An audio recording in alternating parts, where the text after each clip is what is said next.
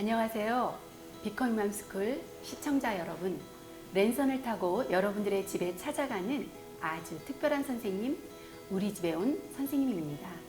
저는 맑은샘 태교연구소 대표 송금리입니다. 여러분의 집으로 찾아온 산부인과 선생님, 그 세 번째 시간을 준비했습니다. 지난 우리 집에 온 산부인과 선생님에서는 임신 초기 예비맘들의 궁금증을 해결해 드렸는데요. 오늘 여러분과 함께 할 주제는 바로 난임입니다. 한 조사에 따르면 한국 부부의 15%는 난임이고 올해까지 태어난 신생아 8명 중 1명은 난임 시술을 통해 태어났다고 합니다. 그만큼 많은 부부들이 난임으로 고민하고 있다는 의미이기도 한데요. 저출산 시대인 만큼 출산을 기피하는 부부들이 많은 건 사실이지만 반대로 간절히 아기를 기다림에도 만나지 못하는 난임 부부 역시 늘고 있습니다. 최근 통계에 따르면 결혼과 출산 연령이 높아지면서 여성뿐 아니라 남성 난임 환자 비율도 늘어나고 있다고 합니다. 특히 40대 남성 난임 환자의 비율은 2011년 16.3%, 2020년 21.4%로 10년 사이 1.4배가 늘었다고 합니다.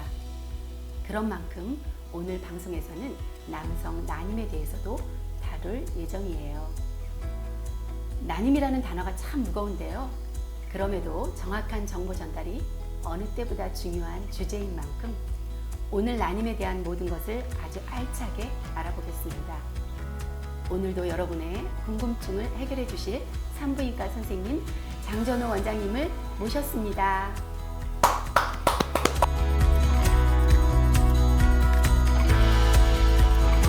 안녕하세요. 산부인과 전문의 장전호입니다. 다시 만나 뵙게 돼서 반갑습니다. 예, 반갑습니다, 원장님. 예. 오늘은 난임에 대한 우리 예비 부모들의 궁금증을 모아왔습니다. 난임, 임신이 어렵다는 의미인데 조금 더 자세히 무엇을 난임이라고 할까요? 오늘도 정확한 정보와 꿀팁 기대하겠습니다. 예. 원장님, 첫 질문입니다. 결혼한 지 2년 차 부부에게 온 내용인데요. 피임을 하지 않았는데도 아이가 생기지 않아 병원에 가서 검사를 받았는데도 남편도 저도 아무 문제가 없다고 합니다. 질병도 없고 기능도 문제가 없는데 왜 아이가 생기지 않을까요? 저 난임인가요? 그럼 이런 경우에는 난임병원에 바로 가보는 것이 좋은가요? 난임병원을 어느 시점에 방문해야 하는지에 대한 질문도 굉장히 많았습니다. 우선은 이제 기본 검사를 하셨다고 그러는데요. 이 검사 종류가 우리가 산부인과에서 흔히 하는 뭐 자궁 경부암 검사, 초음파 검사 이런 아주 기초적인 검사가 있고요.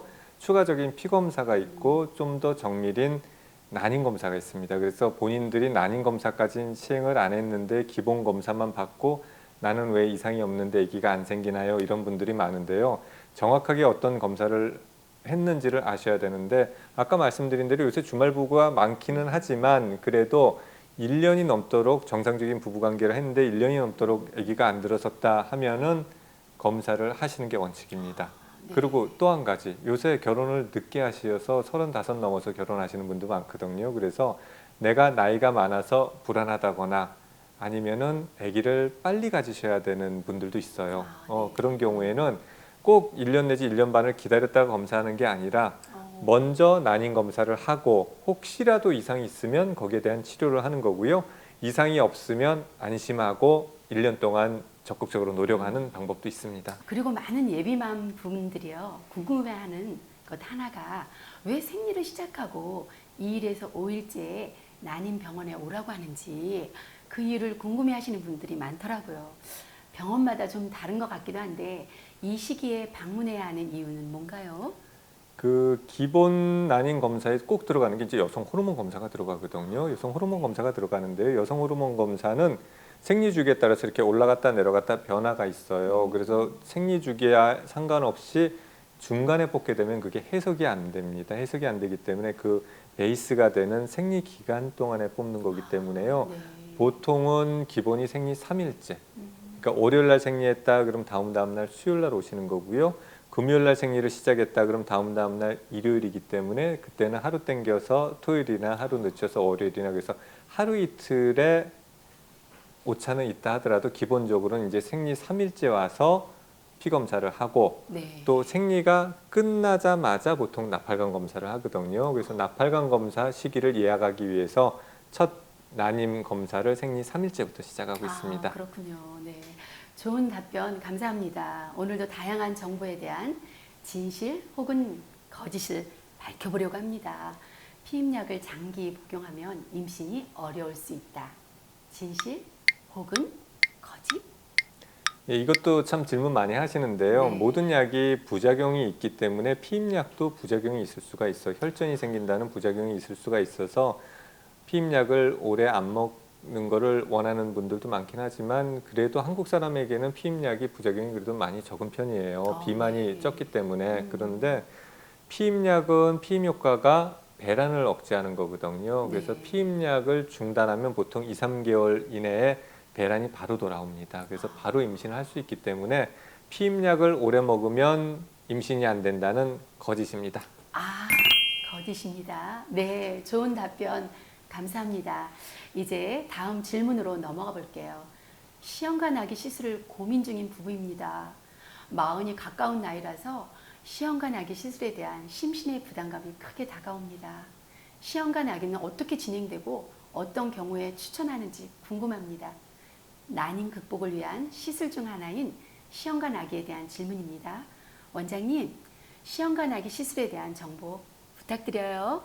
시험관악이라 하면은 과배란, 주사를 맞음으로 인해서 배란이 하나씩 되는 게 아니라 배란을 여러 개 시킵니다. 여러 개 시켜서 과배란을 시키고 그거를 주사기를 통해서 난자를 채취하고 그 다음에 남편의 정자를 받아서 시험관에서 수정을 시키는 거예요. 그러니까 시험관악이, 시험관 임신 이런 얘기를 하는데요. 그렇게 수정된 수정란을 이제 다시 자궁으로 넣어주는 과정을 통해서 할 수가 있는데 이 시험관 시술이 주사도 많이 맞고 그렇긴 하지만 이게 임신을 굉장히 도와주기 때문에요.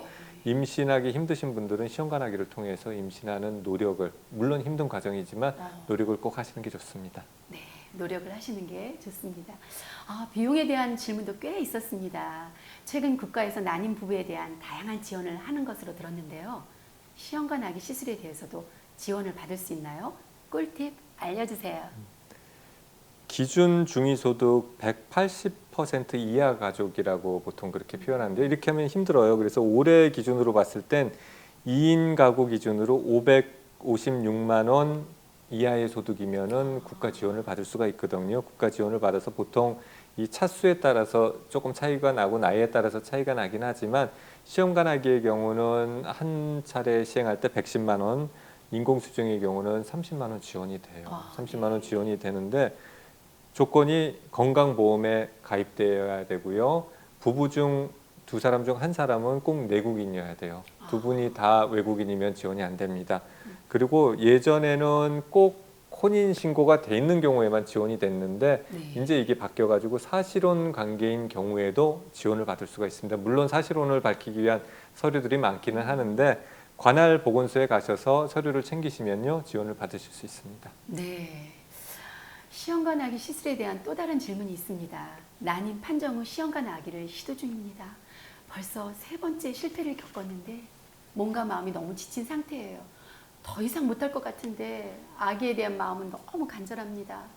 시험관 아기 더 시도해봐도 괜찮을까요? 몇 번까지 시도해보는 게 좋을까요?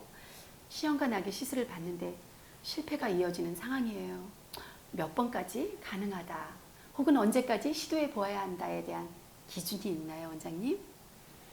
여기서 이제 표현해 주신 것 중에 참 지친다는 표현이 참 마음이 아파요. 지친다는 게 이제 시험관하기 할 때 어떤 희망 고문이 돼요. 이번에 시험관하기를 하면서 임신되겠지 하는 희망을 갖고 있다가 임신이 안 되면 그때 힘들어하는 그 희망 고문이 굉장히 힘들거든요. 희망 고문이 굉장히 힘든데 이게 개인 상황에 따라서 달라요. 그런데 아까 말씀드린 대로 국가 지원을 받는다고 그랬잖아요. 예전에는 국가 지원을 3차까지 해줬습니다. 그런데 요즘은 7차까지도 해줘요, 지원을. 그렇기 때문에 뭐 이제는 많이 뭐 어떤 인기 가수는 내가 8차까지 실패했는데 계속 하겠다는 사람도 있고 어떤 분들은 뭐 9차에 임신했습니다. 그런 성공 후기를 싫기도 하고 그러는데 제가 1999년에 시험관 시술을 처음 이제 시작을 했거든요. 벌써 네. 20년도 넘었는데 그 당시 TV에 그 시험관 시술을 하는 교수님이 나와서 인터뷰하는 거를 보고 제가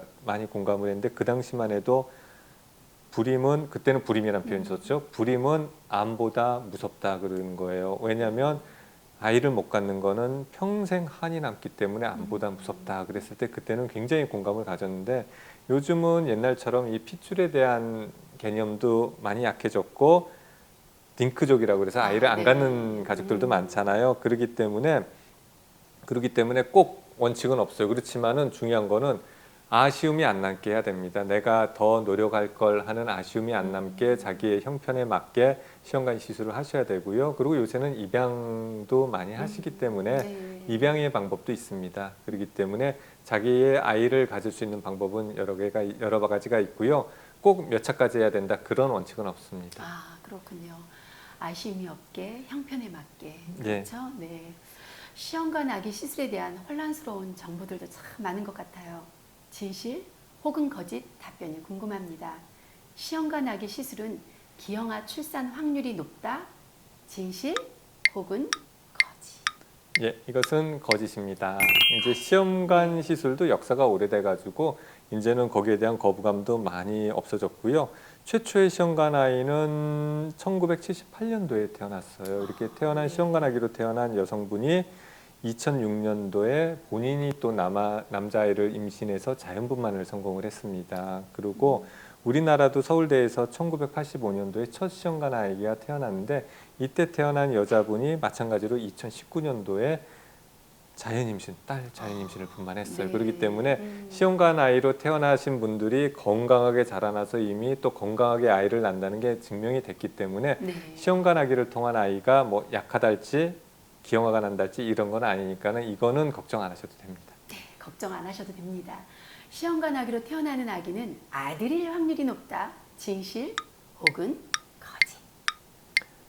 예전에 남아 선호 사상이 굉장히 높을 때는 네. 시험관 아기를 통해서 좀 골라서 아들을 낳고 싶다. 아, 이런 얘기들이 있었기 때문에 아들이 더 많이 낳는 거 아니냐 이런 얘기가 있었는데 요즘은 반대예요. 시험관 아기 하면 아들이 많이 낳는다는데 저는 딸 낳고 싶어요. 이런 엄마들이 네. 많은데 이거는 거짓입니다. 반반으로 생각하시면 됩니다. 아, 그렇군요. 예. 네, 좋은 답변 감사합니다. 시험관 아기 시술에 대한 또 다른 질문 들어가 볼게요. 아무래도 난임으로 고생하시는 예비맘들이 가장 관심 있는 부분이 바로 시험관 아기 시술이다 보니 관련 질문도 참 많습니다. 냉동 배아 이식으로 시험관 아기 시술을 했는데 1차에 실패했습니다. 저는 난소 기능 저하 판정을 받아서 병원에서는 바로 다시 채취를 하자고 하는데요. 제 몸이 버텨줄 수 있는지 모르겠습니다. 난소 기능 저하면 쉬지 않고 바로바로 채취를 하는 것이 나을까요? 하고 질문을 주셨습니다. 보통 여기서 바로바로라는 표현은 시험관 시술을 하고 한 달 쉬고 보통 시작을 하거든요. 그렇게 해서 한 달 쉬고 시작을 하는데 그 정신적으로 굉장히 힘들어하는 분들이 많아서 시험관 아기 시술을 하고 나는 너무 힘들어서 막 한 1년, 2년을 쉬었다가 또 시작하시는 분들도 있어요. 그런데 지금 나이가 있고 난소 기능이 저하된 분이 1, 2년 후에는 난소 기능이 더 떨어지기 때문에 임신율이 떨어지거든요. 그래서 그런 경우에는 바로바로라는 표현대로 3번까지는 연이어서 3세판이다. 3번까지는 연이어서 시술을 하자. 그렇게 해서 빨리 받으시는 게 좋습니다. 빨리 받으시는 게 좋습니다. 난소 기능이 떨어진 분. 그렇죠. 예. 네. 네, 좋은 말씀 감사합니다. 아이를 만나기 위해 애쓰고 계신 우리 부모님들 진심으로 응원합니다. 다음은 인공수정에 대한 질문입니다. 난임으로 고민인 결혼 2년차 부부입니다. 의사 선생님께서 인공수정을 추천하셔서 준비 중인데 시험관 아기가 확률이 더 높다는 이야기를 들어서 고민입니다. 두 시술이 어떻게 다른지 둘 다 도전해 볼 수 있는지 궁금합니다. 원장님, 두 시술이 어떻게 다른가요? 명쾌한 답변 부탁드립니다. 인공수정은 똑같이 과배란을 시키지만은 이제 부부관계를 통해서 임신을 시키는 게 아니라 정자를 채취해서 정자에서 운동성이 좋은 정자를 자궁 안에 넣어주는 과정이거든요. 네. 그래서 시험관보다는 훨씬 그 과정이 편하고 주사도 훨씬 덜 맞고 하기는 하는데 인공수정 성공률은 15% 정도로 보통 보고 있어요. 네. 그리고 문제는 2차, 3차로 갈수록 그 성공률이 떨어져요. 맞아요. 그리고 시험관 시술은 보통 임신 성공률이 30%가 넘고 3차까지 누적 성공률을 봤을 땐 60% 이상이 되거든요. 그래서 네. 임신 확률, 성공 확률은 시험관 시술이 훨씬 높습니다. 그런데 이게 너무 힘들기 때문에 인공수정을 먼저 한 번, 두 번 내지 하고 인공수정을 하고 시험관으로 넘어가는 게 보통은 원칙으로 하고 3회까지는 보통 안 해요. 갈수록 임신 확률이 떨어지니까. 떨어지니까. 그리고 이제 임신이 좀 힘들 분들은 굳이 인공수정을 안 하고 시험관으로 바로 권하는 병원도 있고요. 그래도 아쉬울 수 있으니까 한 번은 해보자 하는 경우가 있어가지고 이것들은 이제 난임 부부들이 많이 알고 있거든요. 그래서 첫 인공수정으로 임신되면 표현을 저 로또 됐어요 그래요. 그래서 네. 그런 분들은 너무 축하드리는 거고 안 되면은 바로 이제 시험관 시술로 넘어가는 게 좋습니다. 네. 아, 네, 그렇군요. 그럼 원장님, 비용적으로도 차이가 많이 나나요? 그렇죠. 그래서 인공수정은 아까 30만 원 지원된다고 그랬잖아요. 네. 이게 개인적으로 주사 맞는 횟수가 다르기 때문에 비용의 차이가 좀 많이 나는데 인공수정은 30만 원 지원되는 거에서 한 10만 원에서 30만 원 정도 본인 부담이 들면 네. 되고요. 시험관 시술은 110만 원 지원돼도 보통 150만 원, 어떤 분들은 300만 원까지도 비용이 본인 추가 네. 비용이 발생합니다. 그렇군요. 원장님, 인공수정이 자연 임신보다 확률이 높다? 진실? 혹은 거짓 어느 쪽인가요? 문제가 없는 부부라면 정상 임신도 잘 되고 그런 네. 부분은 인공수정이나 뭐 자연 부부관계나 차이가 없을 텐데요. 정자 운동성이 안 좋달지 자궁 경관에 점액이 문제가 된달지 배란에 장애가 된달지 하는 분들은 인공수정을 통해서 임신율을 높여줄 수가 있거든요. 그러니까 네. 인공수정을 시도하셔야 되고 반대로 나팔관이 막혀가지고 나팔관이 길이 없는 경우는 인공수정 자체가 안 되기 때문에 그렇죠. 시험관으로 넘어가야 됩니다. 그래서 아까 말씀드린 국가 지원을 받기 위해서는 꼭 난임 검사를 해야지 보건소에서 그거를 확인하고 지원을 해줍니다. 네. 인공수정에 대한 또 다른 질문입니다. 나팔관 조영술로 한쪽 나팔관이 부분 폐쇄된 것을 확인했습니다. 인공수정이 가능할까요? 가능하다면 폐쇄되지 않은 사람과 비교해서 확률 차이가 나는지 아니면 시험관 아기 시술을 바로 하는 게 좋을지 궁금합니다. 아기가 너무 간절합니다. 너무 많은 걱정이 있으실 것 같아요. 원장님 어떻게 보이시나요? 기존 답변에서 똑같이 나왔는데요. 네. 나팔관이 완전히 막혔다면 시험관으로 바로 넘어가야 되지만 부분 폐쇄면은 확률은 떨어지더라도 임신은 가능한 상태거든요. 그래서 확률을 높이고자 하는 분들은 시험관으로 바로 넘어가도 되고 네. 그래도 인공수정은 한 번 정도 시도하고 넘어가시는 것도 좋습니다. 네. 답변 감사합니다. 다음 질문입니다. 1년째 난임 치료를 이어오고 있는 35살 여성입니다. 난임이다 보니 제가 먹는 모든 것들이 다 난임이랑 연결이 되는 것 같아서 스트레스예요. 인터넷엔 카더라가 너무 많아서 정확히 금해야 할 음식, 좋은 음식이 뭔지 궁금합니다. 맞습니다. 난임으로 고민이 있는 분들은 다 이런 생각하실 거예요. 괜히 임신에 실패하면 내가 이거 먹어서 그런가? 저거 먹어서 안 되나? 이런 생각들이 들으실 텐데요. 원장님 답변 부탁드립니다. 음식에 대해서는 뭐 특별한 건 없어요. 특별한 건 없어서 상식선에서 좋은 음식, 그다음 금주 금연은 기본이고요. 가장 중요한 거는 스트레스 받으면 안 돼요. 스트레스 받고 인공수정이나 시험관하기 할 때 거기에 대해 너무 집중하고 스트레스를 받으면 확실히 배란 난포도 잘 안 커요. 그러니까 스트레스 안 받는 게 가장 중요하고 먹는 거에 너무 걱정 안 하셔도 됩니다. 먹는 거에 걱정하지 않으셔도 된대요. 그렇군요. 관련된 진실 혹은 거짓이 있습니다. 냉면은 착상에 좋지 않은 음식이다. 진실 혹은 거짓.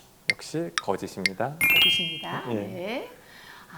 원활한 착상을 위한 생활 습관에 대해서도 이야기해 주시면 좋을 것 같아요. 어떤 것들이 있을까요? 아까 말씀드린 대로 이제 금주, 금연, 스트레스 받지 않는 거는 기본이고요. 여기서 운동을 하고 살을 빼셔야 돼요. 요새 과체중인 분들이 많기 때문에 운동하고 살을 빼셔야 되는데 이거는 여자분하고 남편하고 두 분에게 다 해당하는 겁니다. 동일하게 해당하는 거고 엽산제를 미리 준비해서 드셔야 되고요. 거기다 추가로 아스피린을 드시는 게 도움이 되는 분들이 있고 또 임신 준비기에 먹는 종합 비타민이 있어요. 네. 그런데 이게 하나씩 챙겨 먹기가 힘드니까 이렇게 팩으로 돼 가지고 챙겨 먹는 게 있는데 이게 좀 비싸요. 한 6만 원, 한 달치가 6만 원 정도 돼 가지고 먹는데 좀 부담스러워하는 분들도 많은데 반대로 술 안 마시고 담배 안 피고 그 돈으로 약 드시고 비타민 드시고 운동하시면 되겠습니다. 네. 사실 난임 치료는 정신력 싸움이다라는 말이 있을 정도로 마음가짐과 생각이 중요한 것 같아요. 실패가 반복되고 기대와 좌절이 반복되면 심적으로 많이 지치게 되는데요. 엄마들도 이 모든 과정이 자신과의 싸움이라는 걸 잘 알고 있지만 사람인지라 참 쉽지 않은 것 같아요. 아이를 간절히 기다리면서 난임 치료를 받고 있는 우리 엄마들을 마음에 실질적으로 도움이 되는 조언 한 가지 부탁드립니다.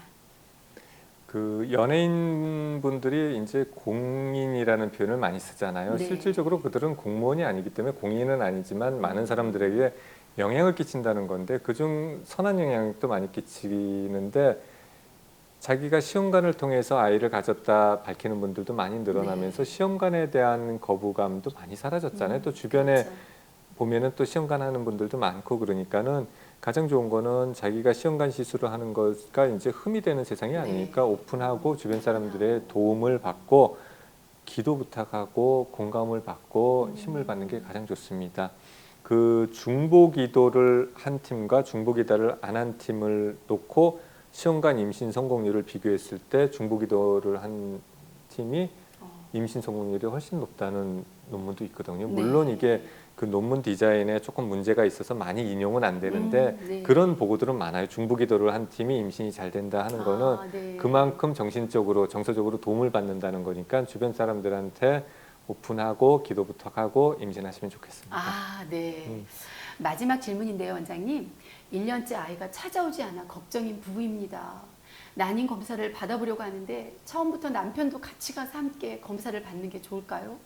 아까 말씀드렸다시피 남성 난임이 점차 증가하는 추세라고 합니다.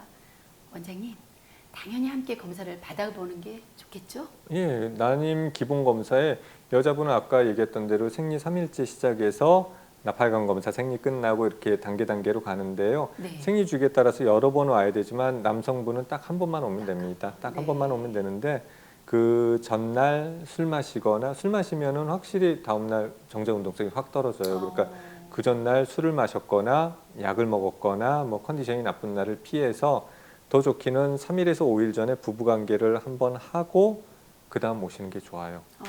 그래서 어떤 분들은 이제 자기 정자 검사를 한다고 하니까 자신감이 없어서 그냥 한두 달을 쫙 모아가지고 오면 더 좋겠지 생각하는 분들이 있는데 이게 너무 오래 쌓여 있다 보면 숫자는 늘어나지만 운동성이 떨어져요. 그러니까 가장 좋기는 3일에서 5일 전에 부부관계를 한번 하고 컨디션 나쁘지 않은 날 와서 남자는 한 번만 검사하면 되거든요. 한 번만 검사하면 되는데 기왕 검사할 거면은 그냥 단순하게 그 정자 숫자만 봐주는 데가 있어 비뇨기과에서 정자 숫자 정도 운동성만 봐주는 데가 있는데 기왕이면 난임 전문병원에서 검사를 하시면 숫자 운동성뿐만 아니라 정자의 모양까지 정확하게 체크가 가능하거든요. 그렇게 해서 꼭 검사하셔야 됩니다.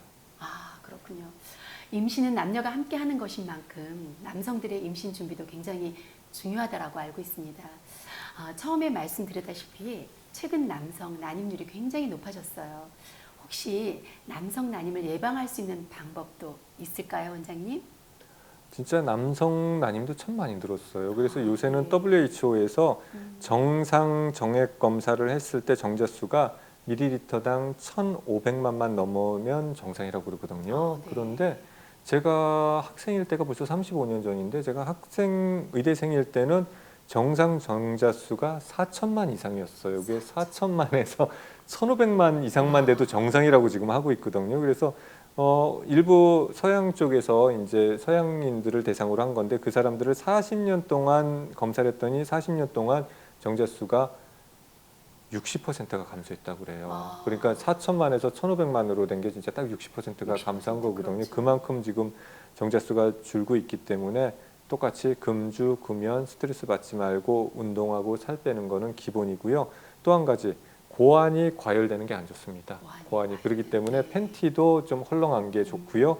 요새 사우나나 반신욕 오래 하면 안 좋고요. 스키니진이나 레깅스나 네. 이런 거는 피하시는 게 좋습니다. 네, 좋은 답변 감사합니다. 마지막으로 많은 남성분들에게 질문하셨던 진실 혹은 거짓 답변을 듣고 마무리하겠습니다. 탈모약을 오래 먹으면 난임 가능성이 있다? 진실 혹은 거짓? 예, 이것은 거짓입니다. 거짓인데 예. 네.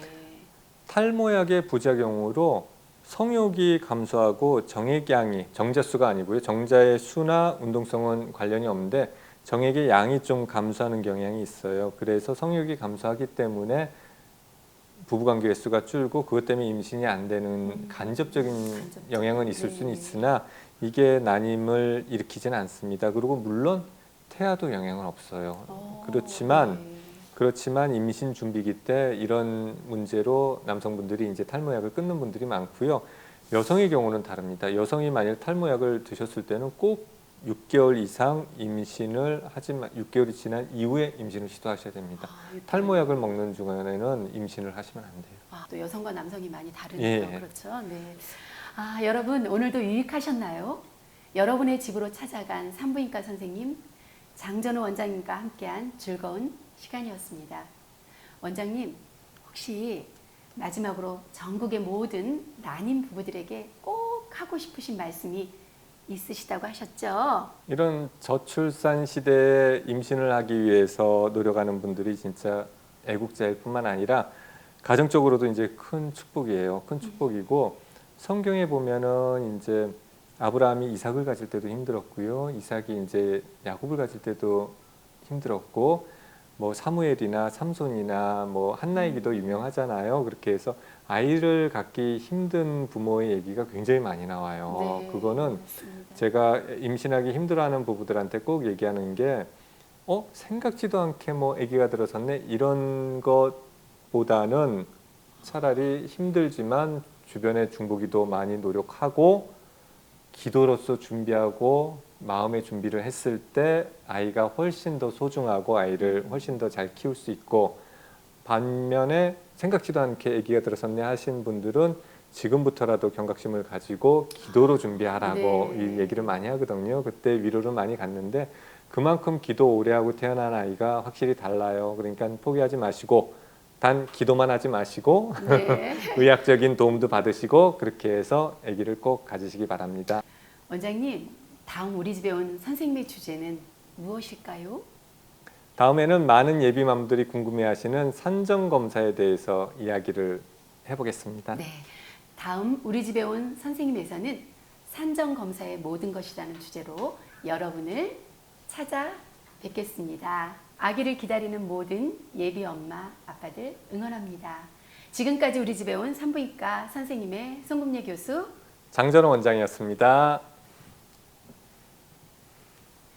비커밍 맘스쿨 TV 구독, 좋아요, 알람 설정까지 부탁드립니다. 다음에 만나요.